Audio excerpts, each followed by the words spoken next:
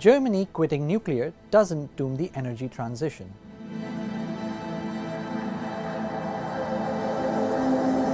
Last year, Germany shut off half its fleet of nuclear power plants. The remaining will be shut down this year. On the face of it, the decision looks absurd.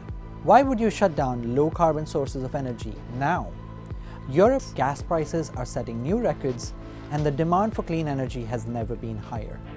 On top of that, renewable sources of energy are intermittent and work only when the sun shines and the wind blows. Nuclear, on the other hand, is a firm source of clean power. Wouldn't Germany fail at meeting its climate goals without nuclear? That conclusion ignores some important nuances. Any climate plan should ideally replace dirty sources of energy with cleaner ones as fast as possible. But political realities mean that the transition isn't always going to be smooth. The opposition to anything nuclear is deep-seated among Germans. The Greens Party, which is part of the current coalition government, has been anti-nuclear for decades. The country's divorce with nuclear power began 2 decades ago and accelerated after the Fukushima meltdown in Japan in 2011.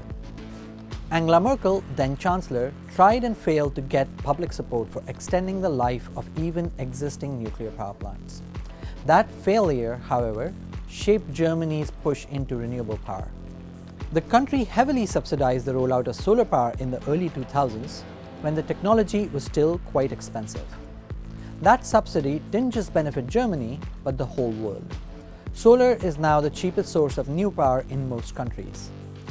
Experts say that without the constraints that the nuclear phase-out put on the country, Germans would not have supported paying higher bills for renewable electricity.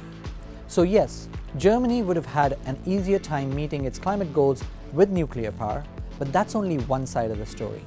The bigger takeaway is whatever the route countries take to cut emissions, they need to ensure that there is broad public support for it. I'm Akshat Rathi, this is Net Zero. Follow us on your favorite platforms.